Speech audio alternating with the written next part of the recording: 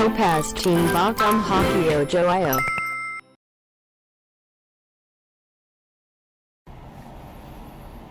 네, 오늘 또 흩어지는 예배에 이어서 우리가 또 이렇게 비대면으로 예배를 하게 됐습니다. 참 서로 어려운 시기인데 이럴 때일수록 더 우리가 집중해서 말씀을 듣고 스스로 묵상하는 법을 잘 익히는 그런 노력이 필요할 것 같습니다. 지난 시간에 전 세계를 공포로 몰아넣었던 아수르가 멸망하는 그런 사건이 있었습니다. 나홈에서 우리가 살펴보았는데요. 사람들을 괴롭히고 아주 폭력적이었던 이 아수르 제국이 멸망하자 전 세계 사람들, 특별히 고통받았던 이스라엘 사람들이 정말 환호했습니다.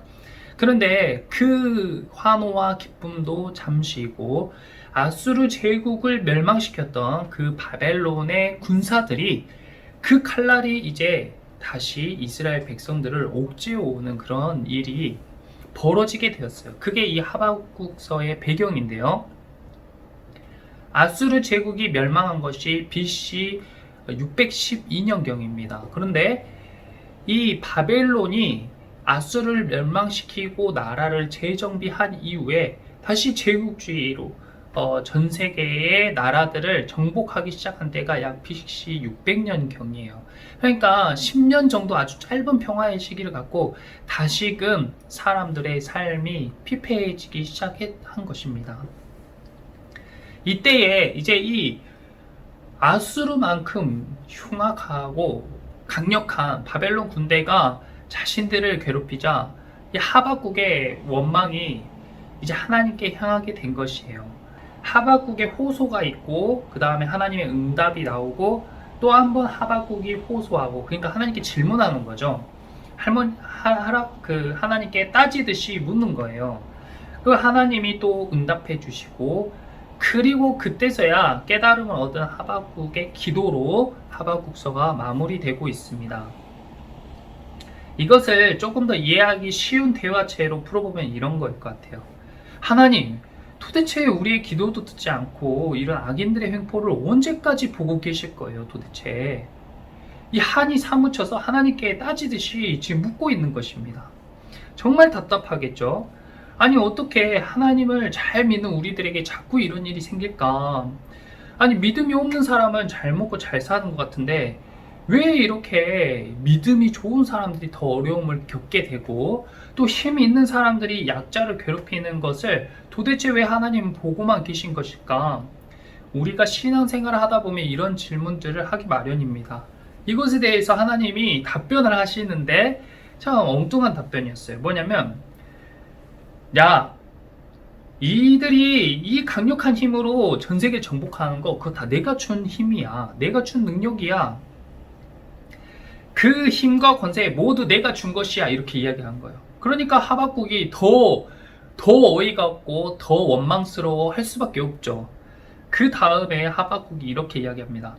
하나님께서 이 심판과 경계를 위해서 그들을 세운 것은 제가 알겠어요.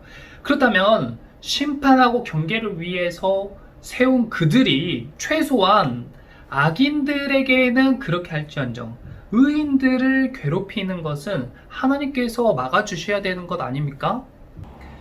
이 사람들이 이렇게 득세하는 것 같고 잘 나가 보이지만 반드시 이 사람들에게 마지막이 찾아올 거야. 그런데 그때가 더딘 것 같아도 너는 좀 참고 기다려. 의인은 믿음으로 사는 거야. 이런 사건이 있음으로 말미암아 마치 물이 바다를 덮는 것처럼 온 세상이 나를 인정하게 되는 거야. 이 사건으로 말미암아 온 세상이 나를 인정하게 할 거야. 그러니까 그때까지만 넌 조금만 더 참고 기다려. 반드시 그런 날이 올 거니까 조금만 참고 기다려라. 그렇게 이런 일이 반드시 일어날 것을 확신하고 기다리는 거, 그것이 바로 믿음이야. 그래서 의인은 믿음으로 말미암아 사는 거야. 아, 주님, 그렇다면 너무 오래 마시고 수년 내에 이 말씀을 성취해 주세요. 수년에 하나님의 말씀대로 이루어지게 해주세요. 그리고 그 과정 가운데에 그 과정이 있는 그 중에 우리들을 긍휼히 여겨주세요. 우리들을 긍휼히 여기는 걸 잊지 말아주세요. 이렇게 이야기하는 거예요. 하나님이 왜 우리에게 이렇게 하신지 알고 나니까 우리가 가진 것이 없고 소출을 우리의 재산을 모두 다 빼앗기는 그런 상황 가운데서도 나는 하나님으로 기뻐할 수 있게 되었습니다.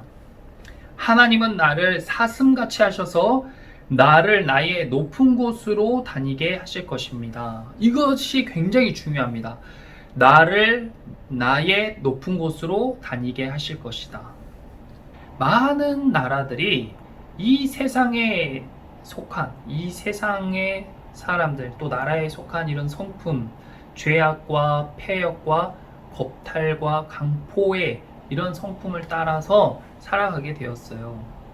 그러니까 힘 있는 나라들이 모든 문제를 자신들의 힘으로 해결하고 자신들의 힘으로 약한 나라를 무력화시키는 이런 행동을 심음으로 말미암아 거기에서 무엇이 걷어지는 것이냐면 죄악과 폐역이 걷어지는 겁니다.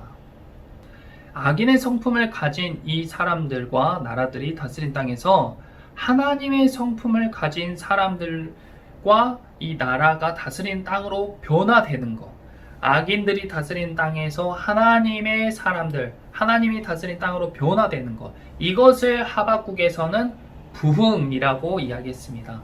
수년 내에 부흥이 오게 해주세요 라는 것은 수년 내에 악인이 다스리는 나라에서 하나님이 다스리는 나라로 변화되게 해주세요, 이런 기도를 하박국이 하고 있는 것입니다.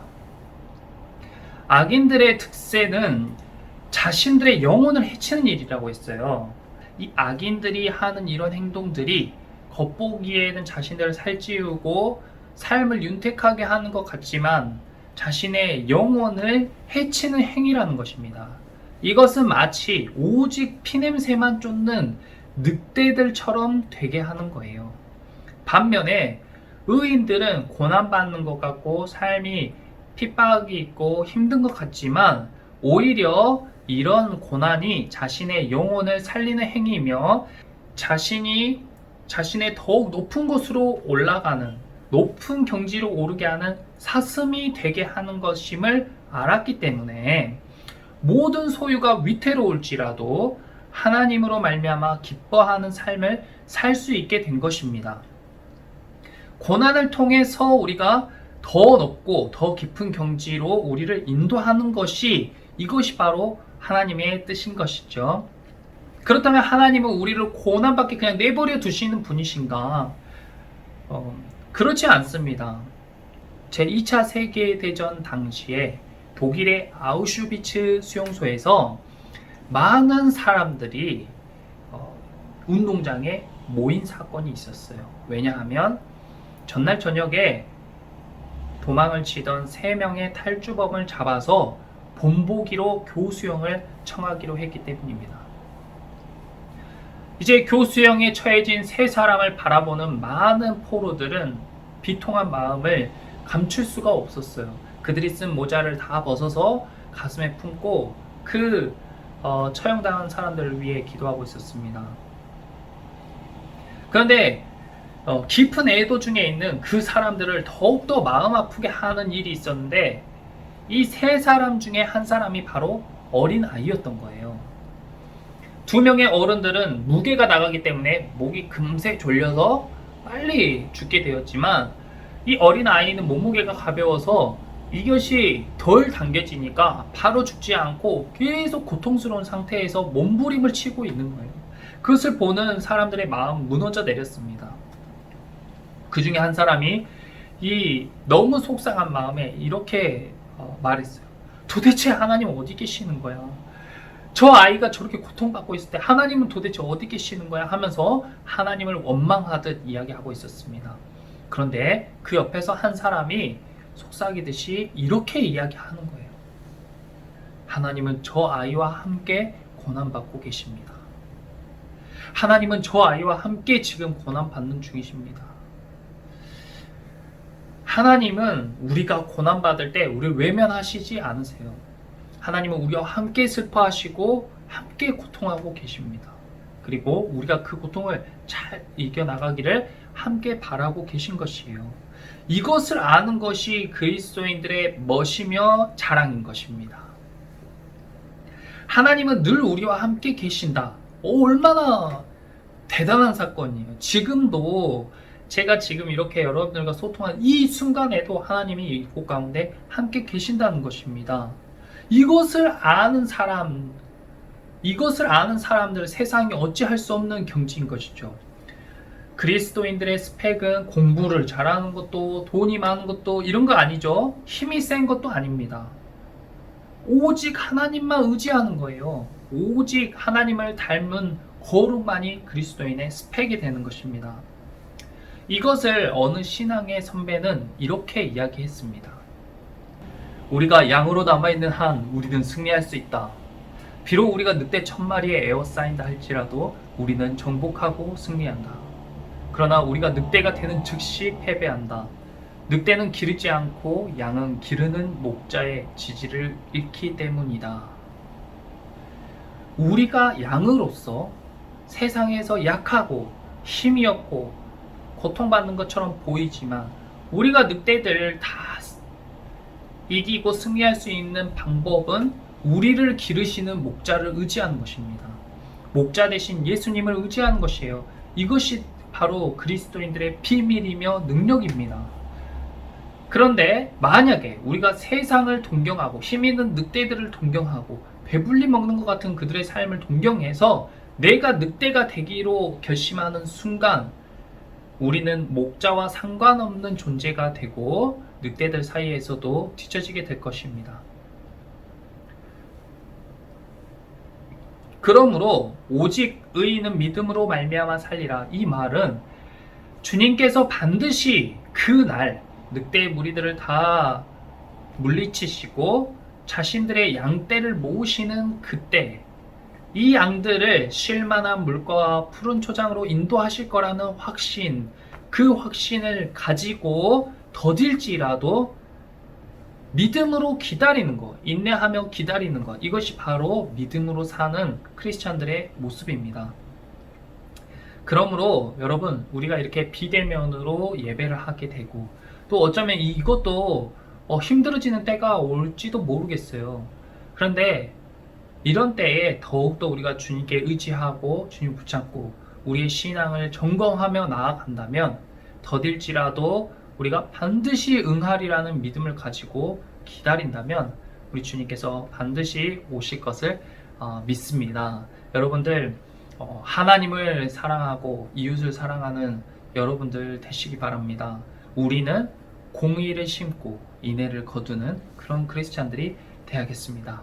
여러분들 모두가 지금 우리가 계속해서 선지서에서 나누듯이 이런 사랑이 식어지고 또 믿음이 사라져가는 이런 시기에 정말 공의를 우리가 지키고 정의를 지키고 또 하나님과 이웃을 사랑하는 그런 저와 여러분 될 수 있기를 예수님의 이름으로 기도합니다. 말씀이 아니고 지금도 성령님께서 우리에게 하고자 하는 말씀을 전해주는 도구다.